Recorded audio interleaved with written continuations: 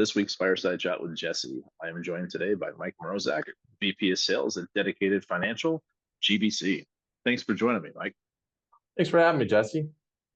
It's great to have a familiar face on the program. I think the last couple one of these I've done, I'm like, okay, I met this person once before, and it's like you try to get into like a rhythm, and it's like, okay, we gotta Yeah, we gotta get some familiar faces on this thing so we can have some fun. absolutely. And yeah, you're a fellow travel warrior, so seen each other at a lot of conferences. Looking forward to kind of diving into that aspect of our lives. But Sure. Mike, thanks again for being here. For those people who probably pretty much everyone's met you, but I'm sure there's some subset of this industry that hasn't. Do you mind just kind of introducing yourself and your career in equipment finance? Yeah, thanks, Jesse. Mike Mroszak, as you said, VP of Sales here at Dedicated. We're based in Minnesota, all in office, so I am here as well. A little equipment finance hub up here. And I started 5 years ago, middle of the pandemic, really the beginning of it. A friend of mine, Sean Smith, who is the CEO owner of Dedicated, I know him through my church in so many words. And so he was talking about this growing faith-based collection company that he had. And I was like, that's bizarre. Tell me more. And we got to talking. It was kind of a good time for me to exit the last company I was in. And that just happened to be a conversation that happened January of 2020. I took the job in February of 2020 and then started March of 2020. Uh, Monday was my start date, and Friday I went home with the computer under my arm and didn't come back for 3 months. So that was a hilarious, I don't know, hilarious timing. We'll just call it. But yeah, it was great though, because had I not made the jump then, who knows how long it would have taken me to get on board. And I was excited to start with Dedicated. And so I'm in the sales position and running around and making friends with folks in the industry. I didn't get a chance to do that until 2021 when everybody started traveling again. But that's kind of the primary role that I have here at Dedicated is getting out in front of everybody, building new relationships, bringing new folks on board. Been able to do that successfully here the last several years, and especially in the equipment finance space. That's definitely the bulk of our business. But yeah, enjoyed my time here so far in equipment finance. My previous career was 10 years selling equipment to banks, and the retail side, they're great people, but not as much fun, I would say. They don't have as much money on the retail side, and the local community banker conferences, it gets a little stuffy sometimes. The commercial folks, you guys know how to have some fun, so been fun getting to know everybody. Wow, and you're a fantastic, addition to, this industry, Mike. So Oh, thank glad you. to have you a part of it. And kudos to Sean for seeing a valuable asset and pouncing on it. And I'm sure you're probably like, what just happened? But yeah, Well, especially getting in the collection space, right? Like I knew nothing about it. It's kind of a, I don't know, it's got a negative connotation to it. And then, repossessions and remarketing and, involving the attorneys, on the litigation side. So it took a little bit of a leap of faith. But ultimately, I mentioned we're going through Good to Great right now, and it talks about like getting quality people on board, even if you don't know, where they're going to fit, right?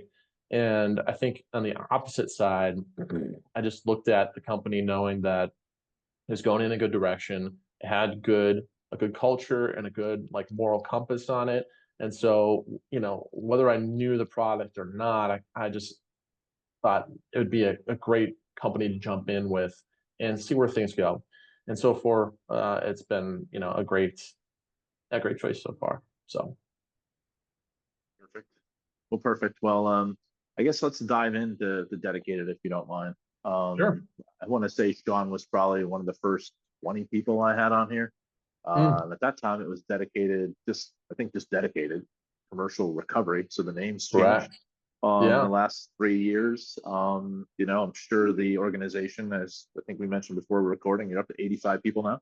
Yeah. So let's talk about the organization, Mike, and a little background and how you guys have grown over the last, I would say, since you've been there.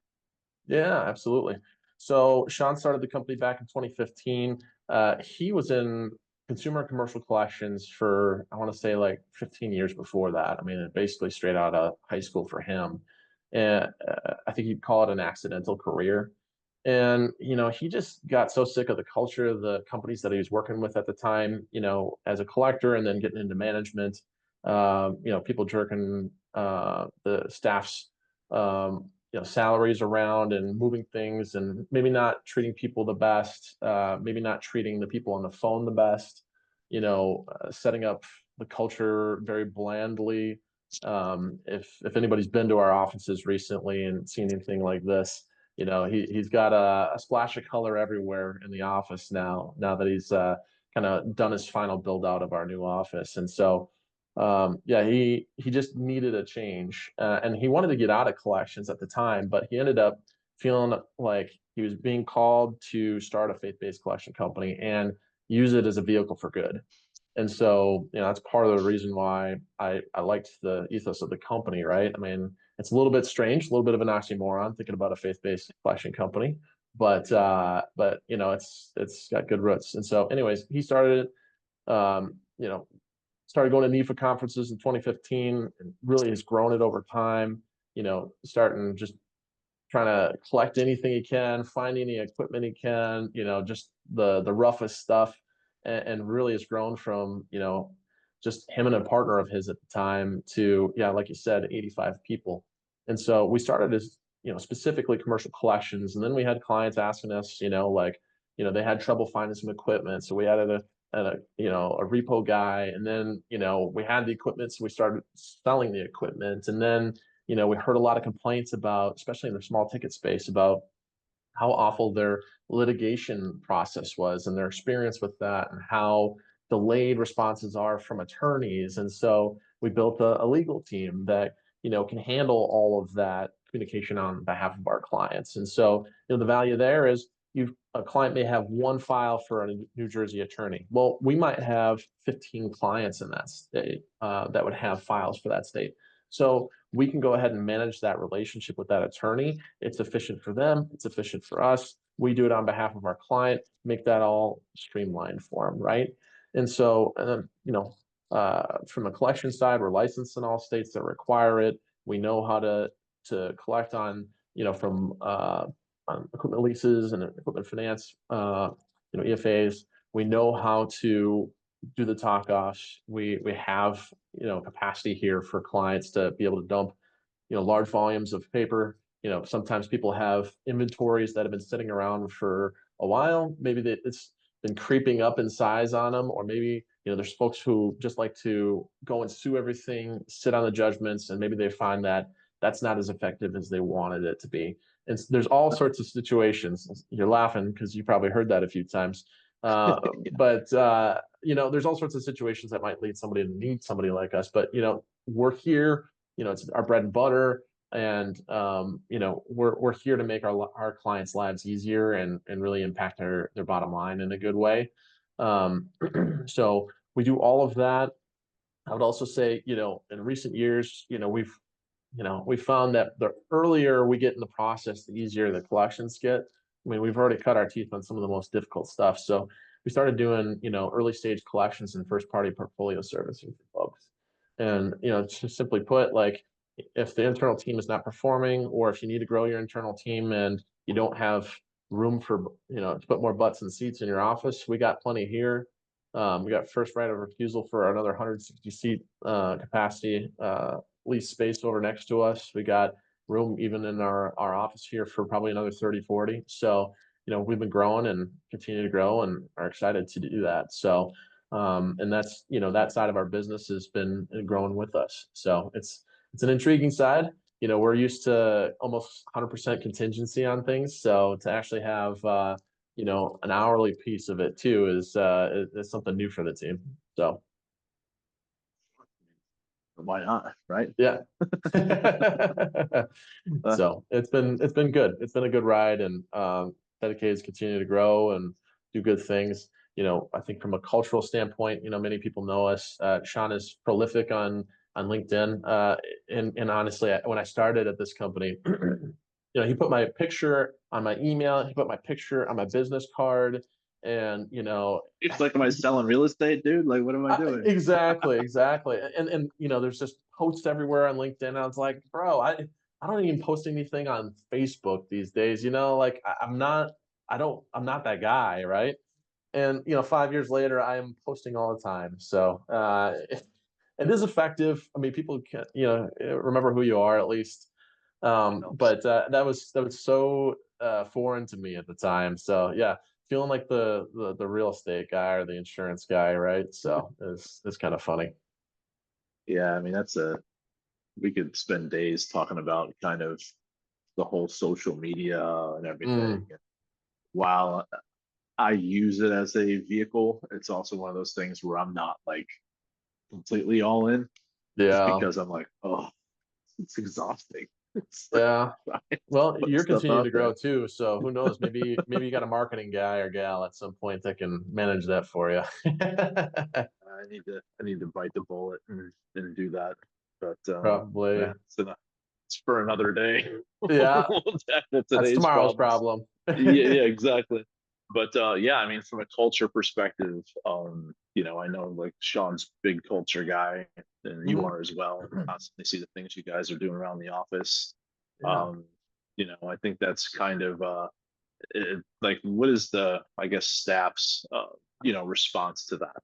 Does it kind of break up the monotony of just dialing for dollars, for lack of better terms? Yeah. Yeah. Y- Yeah, I think at the end of the day, there's still some folks here that are just money driven and hungry, and they like the culture too. And some people are 100% on the culture, and they're like, put me in any position in the company, I don't want to leave. And there's certainly been some collectors that just they come in and they just can't cut it. They're just not making the numbers. They're not coachable enough.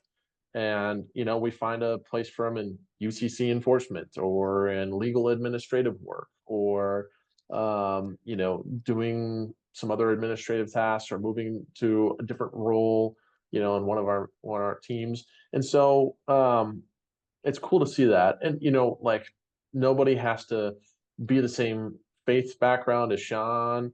No one has to, think the same way. We got a lot of people, left and right of the political aisle and spectrum, and even within the faith spectrums, we got all sorts of backgrounds here, and so not everybody is totally 100% bought in on that, but I would say largely speaking, everybody is appreciative of it, right? Like if anybody's not, this culture kind of spits them out, and it doesn't even take a manager to do it.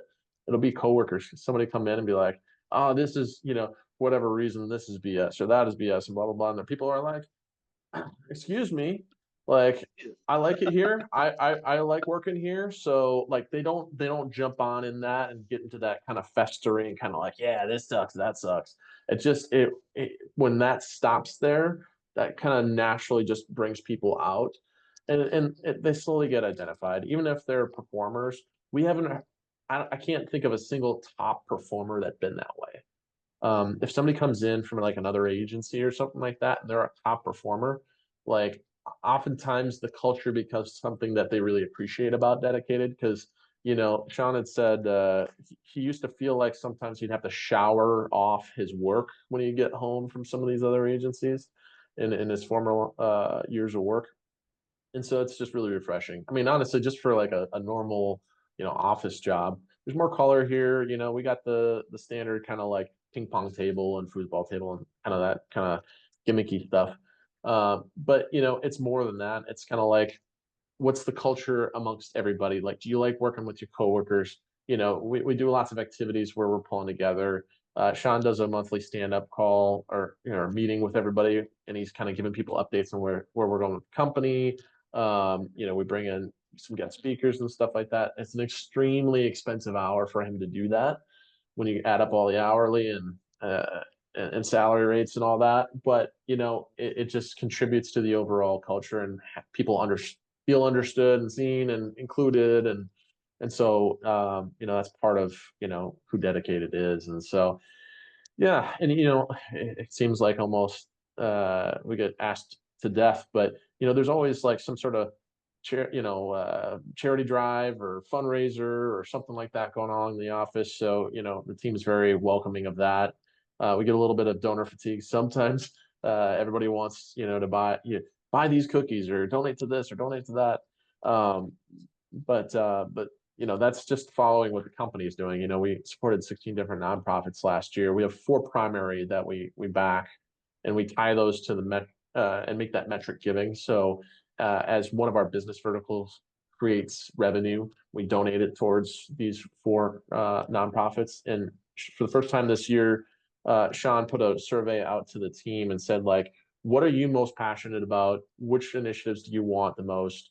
And whatever percentage that the people identified they wanted a certain a nonprofit, that we're putting that percentage towards that one and then scaling back, so there's 4 key ones. I think one's got, I don't know if it's like 40 or 45%, and then the rest have, smaller percentages. But, for the longest time, we just had kind of one key relationship and then kind of gave to the rest of them. And so John wanted to make it not about just him and what he wanted to do, but what's the team passionate about. So and real quickly, the 4 are Feed My Starving Children, which is feeding starving kids around the world.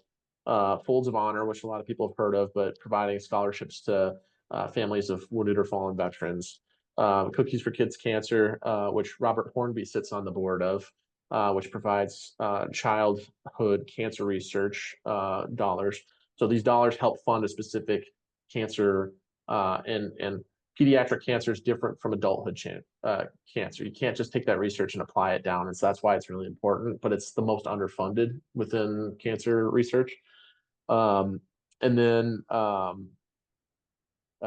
think it's Restock Freedom is their 4th one. Having a brain fart here, but that's freeing child slaves in Haiti, and it's hard not to get behind that. And so those funds help fund advocates in Haiti that help identify the children who are being used as slaves, and then helping find them new homes. And then the money helps buy their freedom, gets them to a home, and gets them some education and regular food and stuff like that. It's a really horrible and just a devastating situation that some of these kids are in. Listening to it, a mother will have a child, knows that she can't afford to keep it, gives it to a family. The family takes it in, and then the kid's just going back and forth to the river, hauling water back and forth, and doesn't have, good education, clothing, food. So, anyways, it makes you very grateful for what you have. And so anyways, and that's part of why, I think, we've been, sponsors of EF Cares for a while too, is because we see that affinity with you guys, right? Since it began, and you're not even mentioning the boards that you sit on. Sure. Yeah. Thank you. Yeah, you're generous. Yeah. You're generous enough to, bring me on, here a couple years ago, for Create Minneapolis. And Sean does support that, which I'm grateful for. But yeah, EF Cares has been great. It's great to see more than just us in the space. I think it's one of those things where the more the merrier, right? We actually have a competitor of ours in a different commercial finance space that started giving meals to Feed My Starving Children, and it's like, God bless them. That's amazing.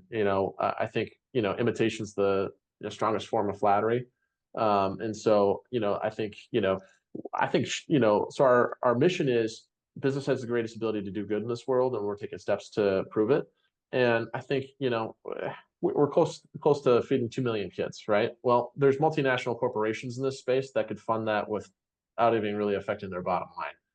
And so I think if we could get noisy enough and have somebody like that big just completely squash us and go donate 10 million meals and hunger in a small country in Africa or something like that, like we'd be ecstatic about that. So Sure. All it takes is one. All it takes is that one introduction. So. Absolutely. So, but yeah, culture is a big thing for us, and part of who we are, and it permeates what we do too. So, as we talk to folks on the phone, as they look us up, we're calling to collect on a debt, and they see that we're doing some of this stuff on the phone. They're like, "What is this? Who are you?" Our collectors get to have that conversation, so they know that, if they owe 5 creditors money, they know that we're a great company to work with. and that we're not going to do something nefarious to them, that and we want to be the number one creditor that they come back to, right? And not the last. Thank you for sharing that. I mean, yeah, I mean, I've been to your office a few times. I've seen the backsplash, and I know you guys keep adding. So I know it's probably difficult when someone comes and they're just like, it's like, wait a minute, like, we can only do so much, Exactly. but yeah, you guys But, do a good but job we with welcome that. it. And Thanks. again, No, appreciate that. thank you for you guys' support of EF Cares, man. Wouldn't be here without you. But Yeah, I'm gonna shift gears a little bit please. to, you talked about going from like the retail to like selling to banks and then the equipment Mhm. finance industry. Do you Yeah. remember your kind of first conference that you went to, and just Mm.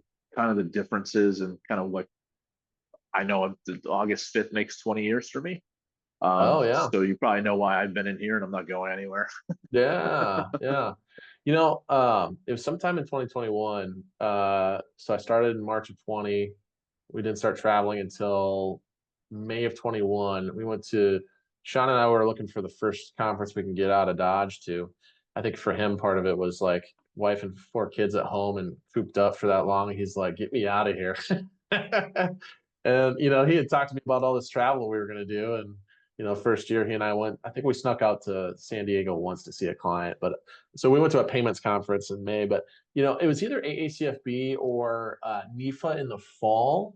NIFA is certainly the first one I remember. It was in Charlotte. Yep. And, Bob Rinaldi had his stogies up on the top floor there, Or and it's like you walk in and they're just like, what wristband do you want? And it's like, oh my God, COVID's going on. Or are people going to be, how is this going to go when you walk in the bar? And everyone's like, yes, oh, that was hilarious. Yeah, like, they okay, had the green I wristband see this. for like chest bumps, and I then think we yellow just, yeah, for keep the I distance. think we just had on everyone just to confuse people, just to be Yeah, like, exactly. okay, for you, red, for you, Yeah, yellow. there we go. There we go. There we go. I didn't think that far into it. You had it down stat. But yeah, I'd even forgotten about that. But yeah, that was true for probably a year, I feel like. And by the end of it, I think people were just kind of like, it was just, unfortunately just going in the garbage. But I remember, gosh, I'd done a few virtual events at that point, so that kind of warmed things up. Like NIFA had done like kind of virtual cocktail tasting thing, and like Sean was, close friends with several folks in the space, and so he made some introductions, and so I gotten to know a handful of folks. But gosh, it was just such a friendly environment, especially like NIFA. NIFA's a good size. You go to like the funding conference with ELFA annual, and it's like 1,200 people. That's a little hard to like make your way through the crowd. With about 300-400 people, you can kind of manage that a little bit. And so Sean had made such a good reputation for himself that he had so many warm introductions for me, and so it just felt like I fit in really quickly.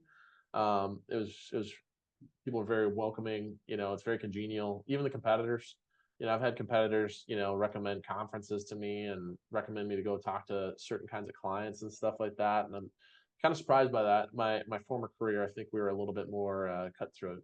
So, and I think people just recognize in this space that competitor today, boss tomorrow, client, the next time around.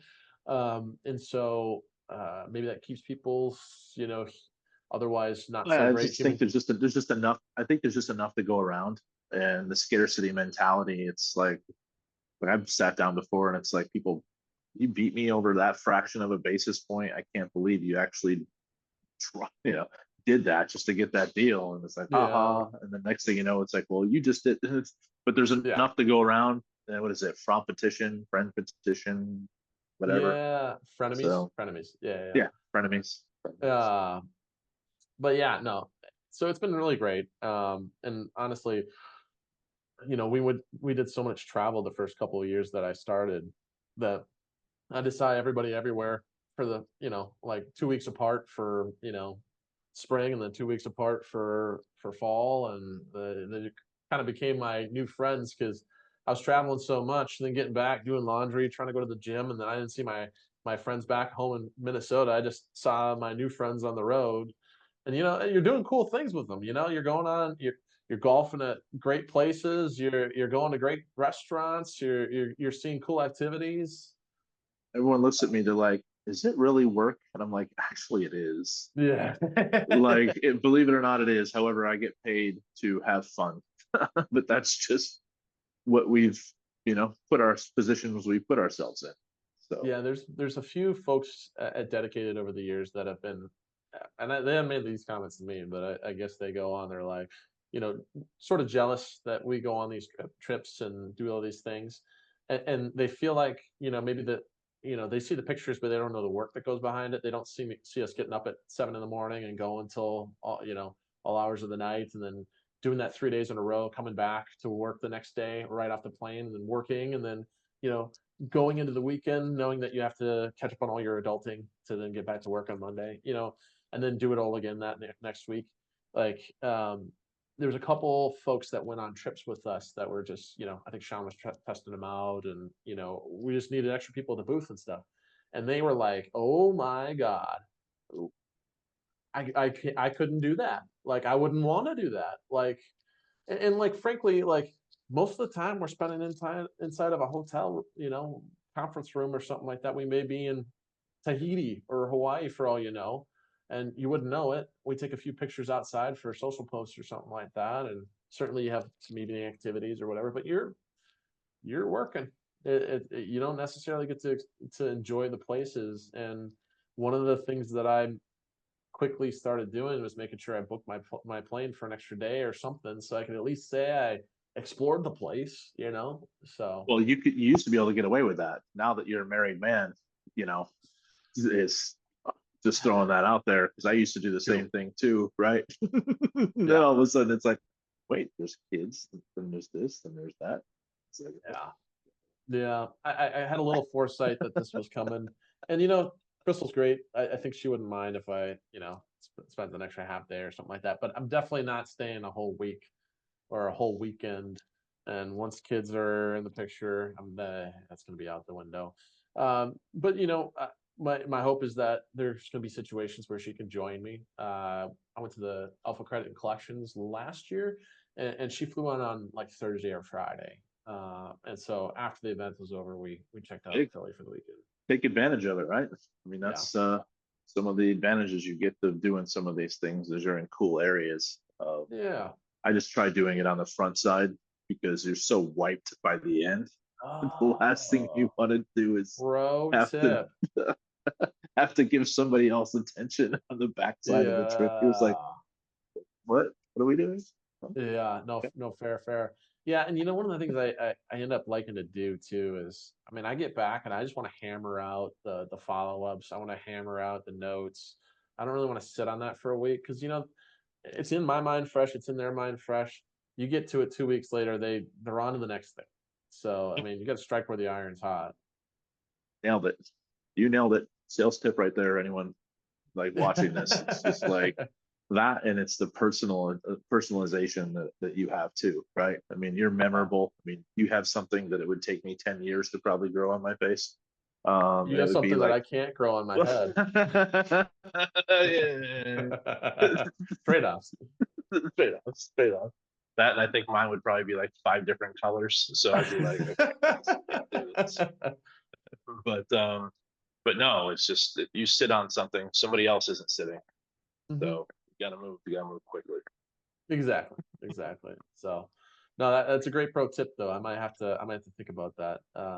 Especially for, a lot of the ELFA conferences, they like to start on Sunday, Monday. So that's perfect. Well, just trying to figure out what the questions I sent over and kind of where we want to go from here. Sure. The one question I do want to ask from a dedicated perspective, I like to focus on the trade associations and kind of what they Yeah. mean Yeah, for to sure. the organization and what they've meant to your career as far as fostering the environment for these relationship buildings.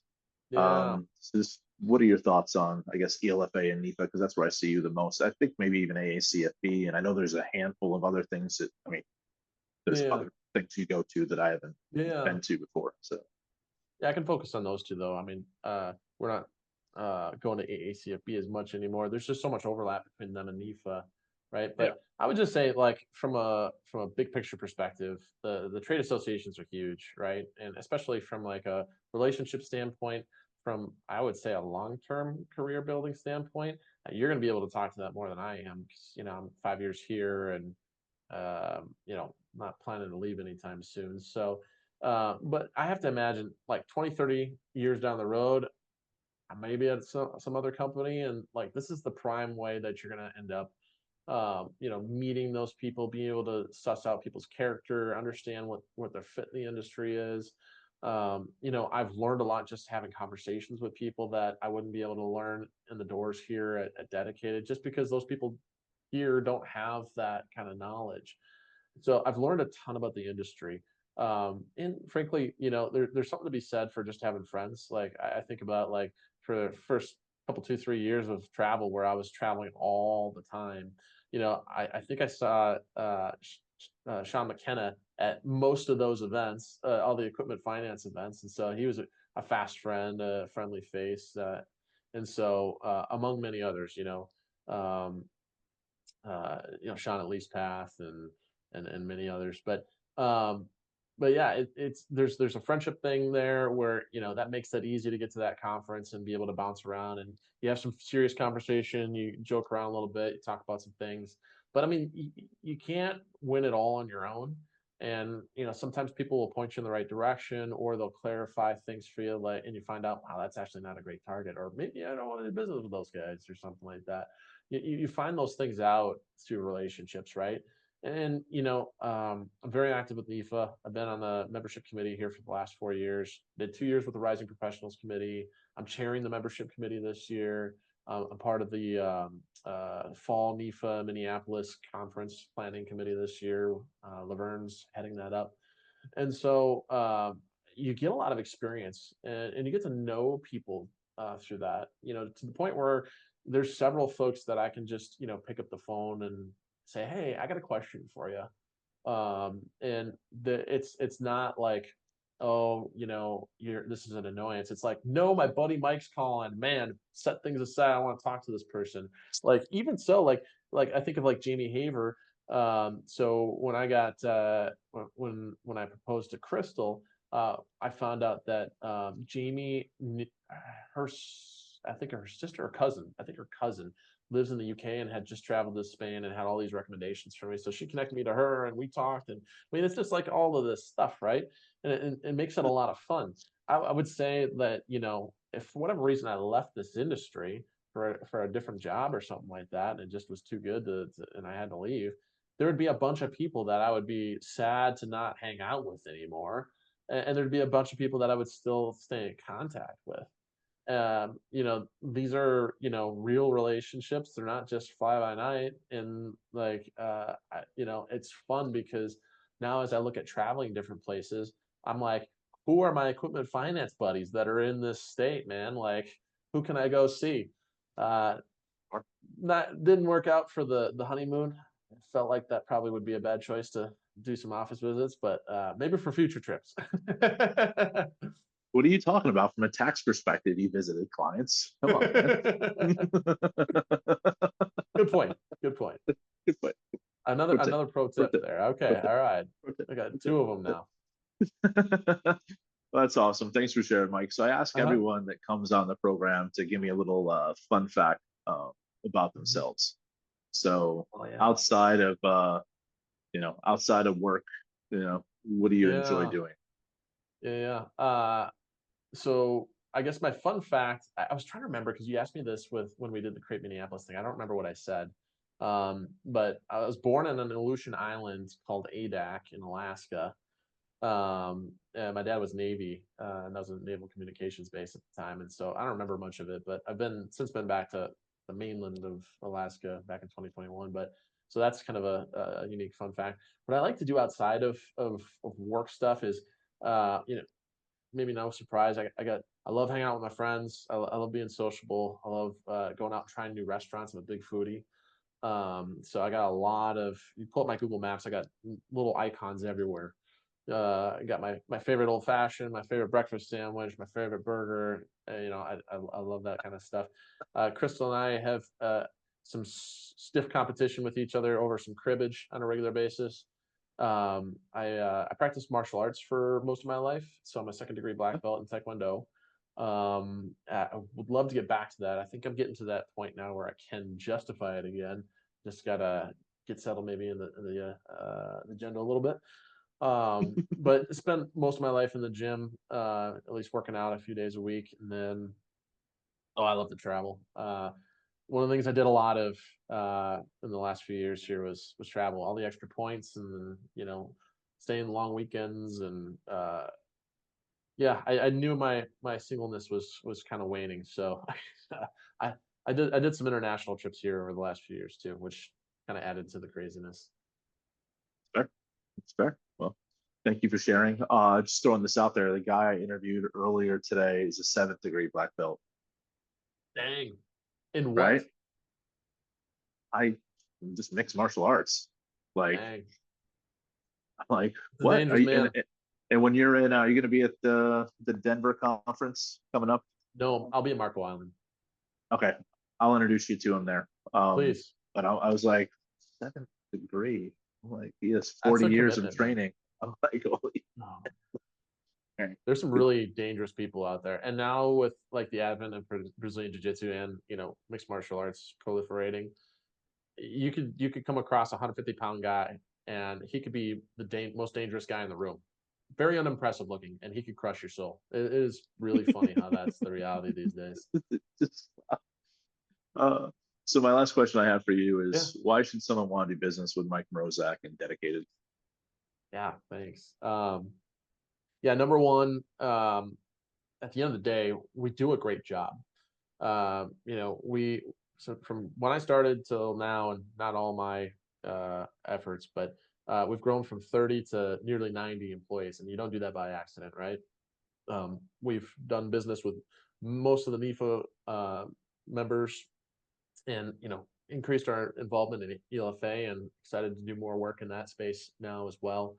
And so we, at the end of the day, we love being data driven, numbers. We love competition. We love champion challenges.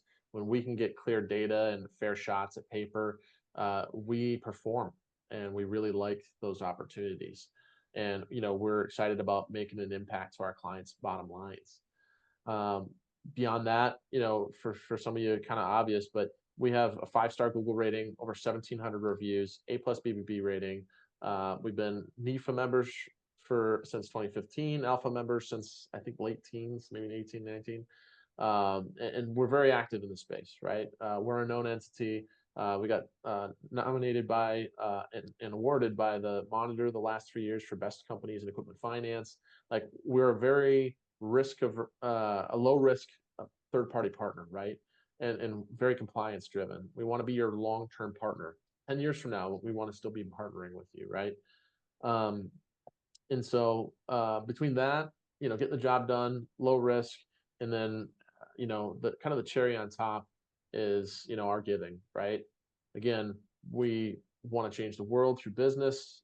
20% of proceeds go to charity, and so as people partner with us, they're feeding kids, they're freeing child slaves, they're fighting sex exploitation on the dark web, cancer research for kids. I mean, so on and so forth.